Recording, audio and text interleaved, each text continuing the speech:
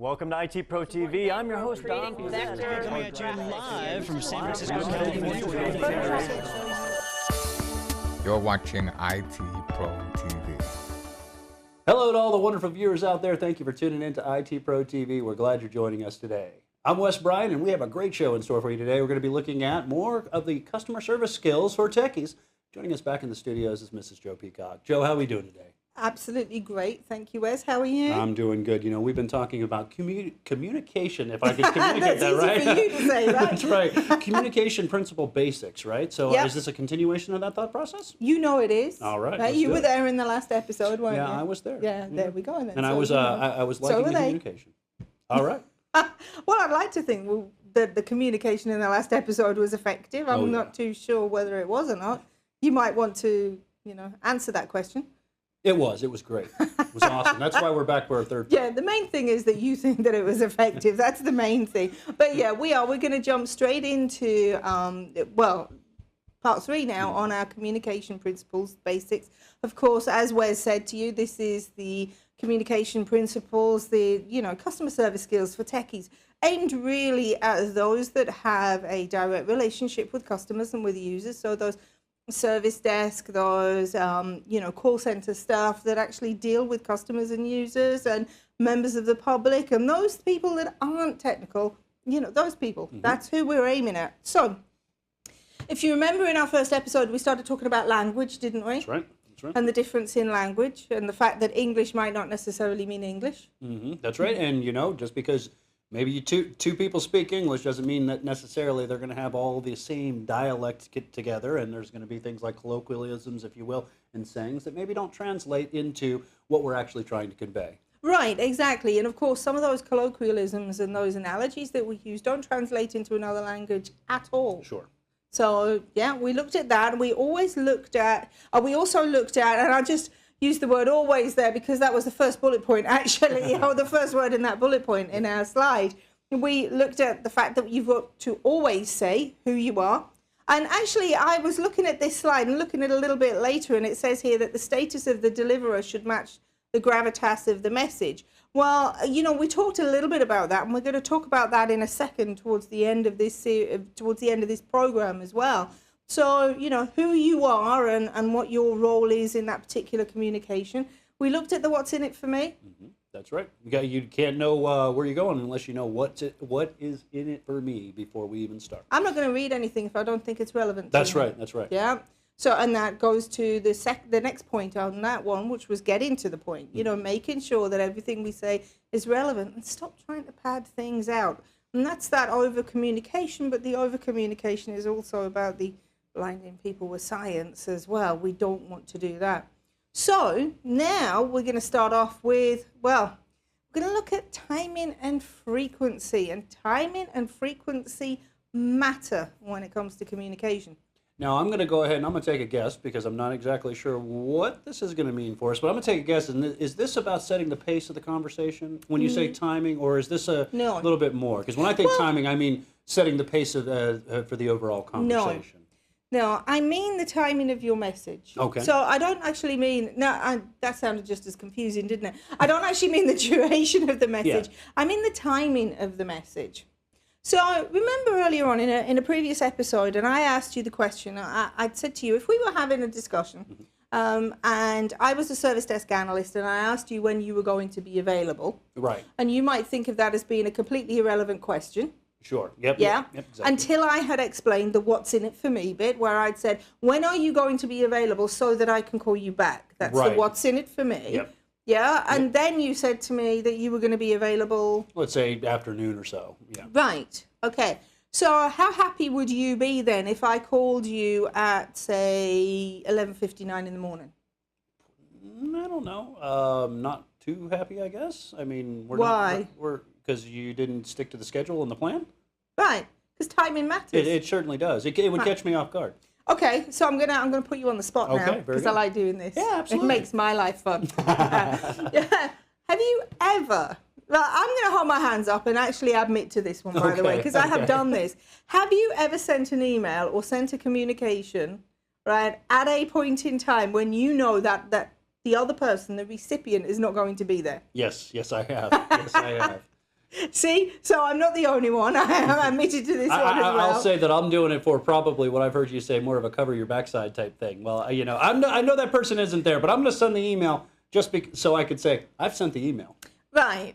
Yeah. Yeah. That's what's so how in it for professional me. is that, Wes? Not very professional at all. Right. I'm throwing myself under the bus and admitting it. We're talking about communication skills Right. here, right? And this is one of the little kind of, I mean, I'm not going to call it a get out of jail card, but this is one of the techniques that people use when they are being asked to communicate but don't actually want to communicate. So I'm going to send you an email and I'm going to put down all of my points, but I know that you're not going to like my points, or I know that you're not going to agree with me, or that, I want some time to prepare a response to this. So I'm going to send you an email deliberately when I know that you're not going to be there. Doesn't seem like it really benefits the person that you're sending the email. That seems more like it's a what's in it for me thing. It's benefiting me more than it is the person that I'm sending the email.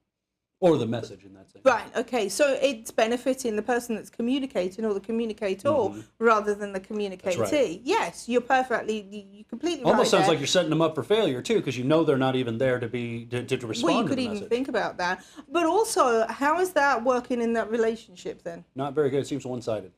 Well, it's not just one-sided. What do you think of me if I am sending you emails? I deliberately asked you when you were going to be available, and now I'm sending you emails at a time when I know you're not going to be available. Well, my first thought is that my time doesn't matter to you. Fine. I mean, just plain So and you simple lose is that respect for we me. set exactly. We set up a plan. Yeah. You stated ahead of time. My time is important. Your time is important. But then you don't stick to the plan.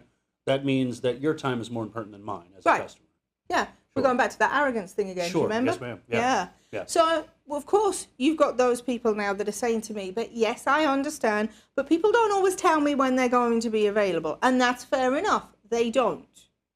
But if you know that they are in, say, Australia, and I think right now in our current time zone, we've got about 15 hours difference between us and Australia. So if you know that they're in Australia and you deliberately send them an email at 1 o'clock in the afternoon or 1300 Eastern time in the US, when you know that it's actually 4 a.m. in the morning over there, that's what AM means, isn't it? The morning over there, you know that they're not going to be available to answer it because you know what time zone they're in. So even though you can turn around and say, oh, but they didn't tell me when they were going to be available, you can still use your common sense. This is used as an excuse by so many service desk and, customer service people. Oh, well, I sent them an email. Yes, but you know that you deliberately sent them an email, or you sent them a message or a communication when they weren't going to be available. It's not professional. Not only is it not professional, but it's also not good customer service, because that customer, that user, whomever it is that's at the other end of the communication, knows that you sent that at a time when they weren't going to be available. And okay, I admit, I'm going to get people that are going to say to me, yeah, but I work on a different time zone to those in Australia. So how do you think we combat that? I know that in our own company, we've had plenty of people that work in different time zones, and they stay later. They accommodate the times of their current time. Now, I don't know if that's right, but they go above and beyond to make sure that they're available in their time zone for the people that they're actually trying to communicate. That's not always so easy, though, because if you've just called me at 1400 our time, and you have reported an issue, and I've worked on it until sort of 2200, until 10 p.m., then I can't really stay until sort of 4 a.m., can I, in order just to talk to you? Wouldn't work. So what we do, and by the way, I don't think that that's a bad idea, changing, the way that you work and the hours that you work. That's not a bad idea, but it's not very reactionary. It's not particularly reactive to the situation, especially not when what we're talking about here is predominantly incidents and problems. We're talking very about dynamic, very volatile. We're Things can talking change about quickly. Reactionary sort of environment. So what you can do in that instance is that you acknowledge the time that you've sent the communication. So when you send the email or you send the message, you simply state up front, I know that this is an inconvenient time for you, but here is the reason why I'm sending you this email right now, and this is what I wanted to say. So you're acknowledging right at the very beginning of the communication that, yes, I did take notice of you. I do respect you. I did take notice of when you're going to be available. However, I also, understand that we want this fixed as quickly as possible. So therefore, this is the reason why I'm writing to you outside of what you mentioned was your availability, or what I gathered was your availability owing to where you're located. So sometimes we have to work outside of those carbon copied plans, because if it is dynamic, if it is very volatile in customer support, the situation of the customer might not fall into that nice, specific, tidy framework, so we might have to work outside of that. Right. Yeah, most definitely. And, I have a lot of organizations that will use templates for emails and templates for communication. And so, the response that I get is, oh, but I can't do that because we've got a template.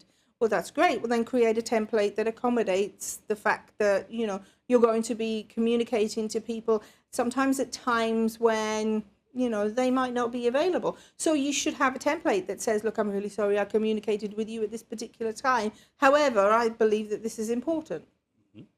Yeah, it's easy. Create another template. So we talked about the timing matters. When you talked about the duration there, as far as the duration is concerned, I mean, we pretty much covered that when we talked in our previous episodes about over-communication. Right. And when we talked about making sure that things are relevant. But I also want to look at timing and frequency. Is this like follow-up, or is this how many times we contact a customer before it becomes either overwhelming or annoying? Right. Well, no, Sure. you've hit the nail on the head there. How many of your emails, I'm assuming that you've got a personal email account. I do. How many of your emails, on a percentage, would you say that you deleted without actually opening? Oh, hundreds. I mean, I can't, I've lost count. Right. Yeah, So on a absolutely percentage, lost hundreds count. of percentages. Percentages, I'd say probably conservatively 85%, Right. if not more. No, I'm with Yeah, you. if not I am more. with you completely. Didn't even read them. Yeah, and I know that we all do it as well. Yeah. We absolutely all I do do it. subject skimming. That's it. And And nothing so more. why do you think we do that? Time is money. No, it's not. No? No. It goes back to the point about relevance. Okay, yes. That does make sense. 30% off a pair of socks isn't as relevant as, hey, we've got a server in the server closet that's been off since the last hour. We need to deal with it. Well, it's about relevance. And I asked you about your personal email because I know that and I'm not too sure about you, but I know that I have got an email account that I give to people specifically when I don't necessarily want them to have my work email address. Oh, yes, I do So too. that's Yep. the one when you go into a shop and you go and buy a new pair of socks or a pair of shoes and they say, oh, can I have your email address? Yeah, you can have this one. Yeah. And you know why you give them that email address? Because you know that from now on, from here on inwards, you are going to be inundated with emails offering promotions, etc. And so what do? We delete about 85% We create of them. a lot of rules with filters that send them right to the trash. Oh, right. You know? Well, we can do that as well. But we delete a huge amount of emails because they are too frequent. And they started to get a little bit smarter now, a lot of these organizations, and they will ask questions like, when you unsubscribe from an email, they'll say, why are you unsubscribing? And they'll ask a question and you simply say, oh, because I've had too many emails or they weren't relevant. Ultimately, though, not many people will bother to do that. And the majority of us really, we tend to just go through our inbox and we just delete the ones that we don't believe are relevant. What does that do for the organization, though? Let's say that there's an organization. I use a British organization because why not? So I'll talk about Clarks, right? Because I was talking about shoes. So if I delete all of the emails that I got from Clark's shoes, I don't get any, by the way. Better not start now. But if I deleted all the emails that I got from Clark's shoes, what would my opinion on that particular brand be? Their information that they're sending me is just not relevant to my daily life, and it's not worth my time and even opening. Yeah, but then what would I think about the company? Maybe they're trying to spam me. Okay, yeah. I think spam. If you're just sending me email over email over email over email, then you might not really even care about me as a customer, more as you do as just Right. marketing to me. Yeah, so it's about respect. Respect, interesting. And as far as I'm concerned, as a customer, I don't believe then that they have any respect for me as a customer. And therefore, I don't have any respect for them as a potential supplier.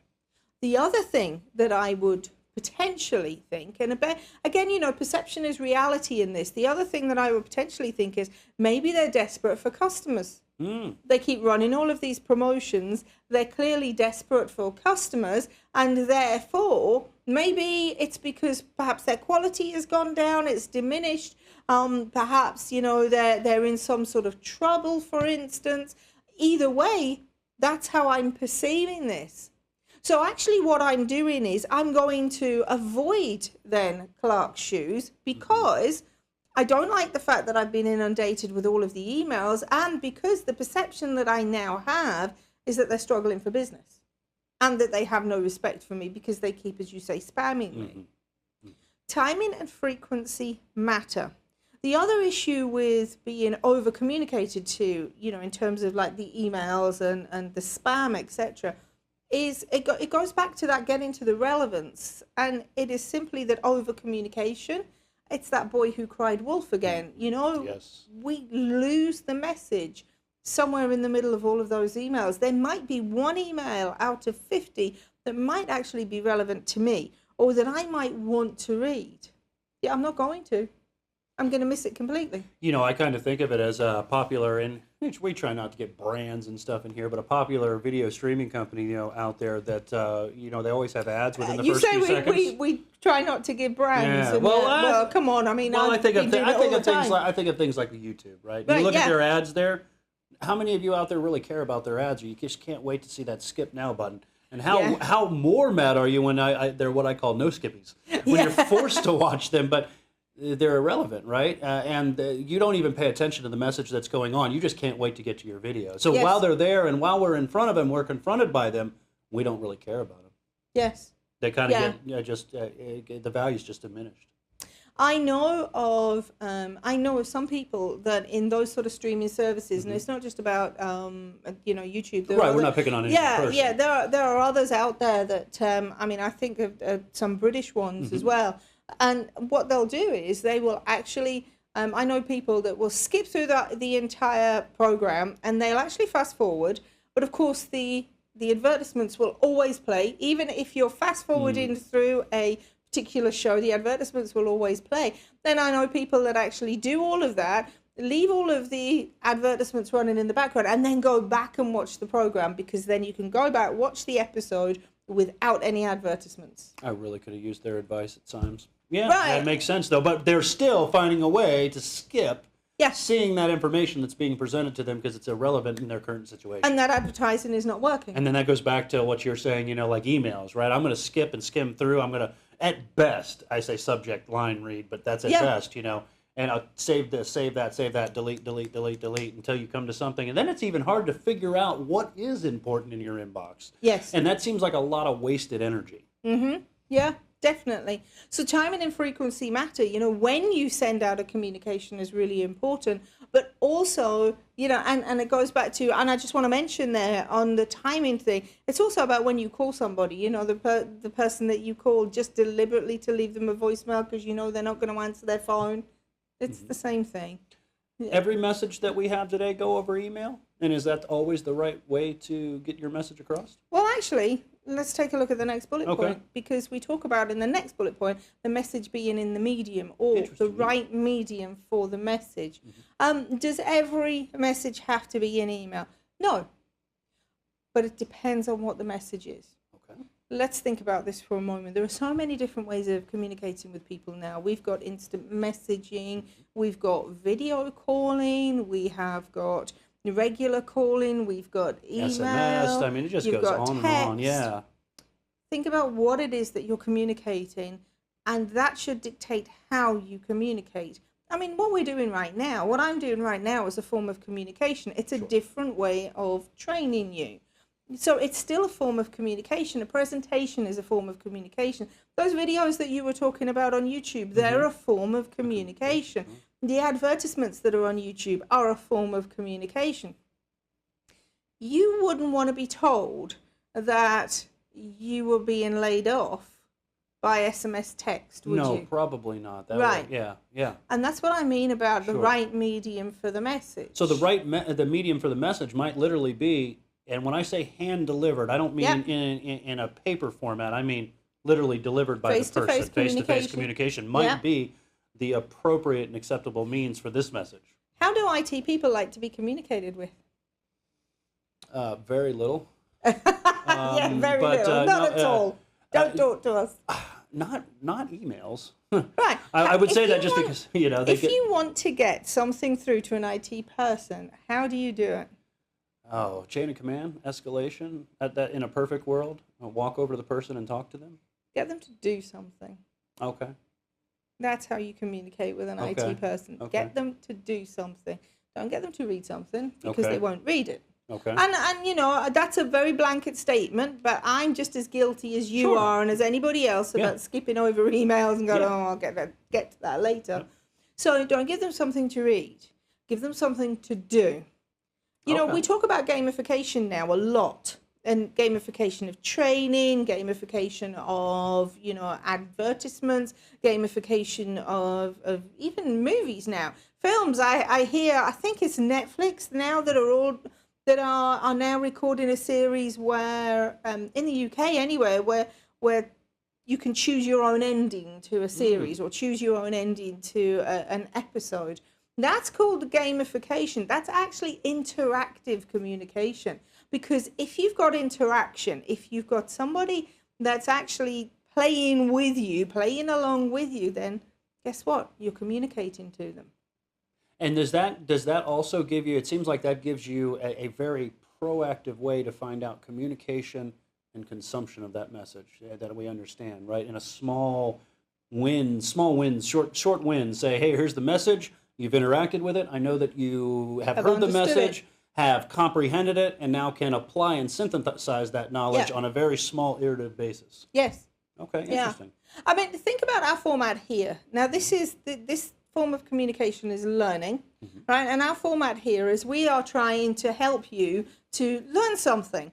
And so we can't necessarily encourage you to be interactive with this, but with some of our series we can, and we have labs available for you. And with other series, we have practice tests available for you. And in this particular, you know, environment or in this particular series, we don't have anything interactive available for you. But what we do is we keep our episodes very short and very succinct so that you are not tempted to kind of drift off or to go and do something else while you're watching this particular episode. It's really so that you pay attention to the episode whilst it's playing.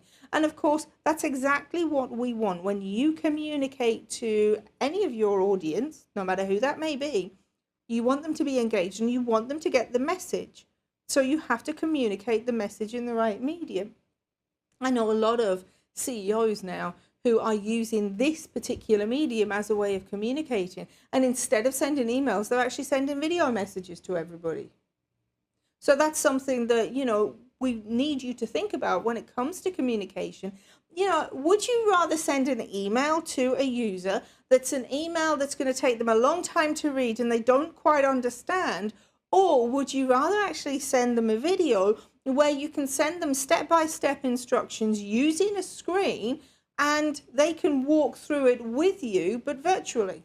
That second one sounds like it has a lot more benefit. Right, A and lot then more that's benefit. something that you can then re-record and use for somebody else as well. Yeah, and they actually implemented. I have a friend that worked out at a bank, and one of the things that they had in their succession planning training is that every single individual person that did a job within the bank had to do a video demonstration of what the role was that they were doing. So just in case, God forbid, something happens to that person, that one person could watch these videos and very quickly learn how to step in the role of that person that's no longer there. So they determined that the video training in small chunks was the way Yep. to train their staff, should they, again, hopefully it doesn't happen, but have to do any kind of succession planning. Right, and that's exactly what we're doing here. Okay, yeah. Yeah. So it really is the right medium for that particular type of message. So don't be constricted when talking to your users. Do not be constricted by one particular medium.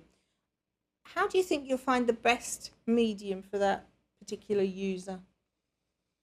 I think it goes back to one of your very first your very first points. You said language, always the language of the audience, is knowing the person, knowing the target of the message, understanding that target. Simple. Ask them. So it's basically back to this first part. The language of an Yep. audience is the same thing. You need to know the language of the person. Understand the message. language of Okay. your audience. and understand what they want to receive. Do they want to receive a video? Do they want to receive an email? Do they want to receive a text? Me, I'm quite happy to receive a text as an update. But of course, we've got apps nowadays. So when it comes to call login, when, incidents and problem login, then we've got apps, and a lot of our users now have got the actual client app on their cell phone, and they can receive an update to an incident at any point in time, no matter where in the world they are. And again, another form of communication. Ask the user, ask your customer what form of communication is right for them. Now, the next bullet point in our slide talks about the status of the deliverer should match the gravitas of the message. And we have talked about this in a previous episode. We talked about, say who you are, and the simple fact that, Wes didn't want to hear about his vacation from somebody else in another team. Right? That's right. Yeah. I did not want to hear that. No, you don't. I want to hear that from my boss, is what we were talking about. Right. I want to hear that from somebody that's more senior up, or at least my direct supervisor, is what we were talking about. Yeah, so that the gravitas of that person is directly related to the message that's actually being delivered. Yeah. So what I'm going to do now is we're going to take another little break, I think, because I think that we've kind of on the cusp of over communicating again, right? All right, so we'll go ahead and do that. That sounds good. We'll end this one here as always. So we appreciate our viewers being here, and Joe, we appreciate having you in the studio. So we're going to go ahead and do that. You'll have to come back and see us in the next episode. So remember, signing out for IT Pro TV, I'm Wes Bryan. And I'm Joe Peacock. And we'll see you next time.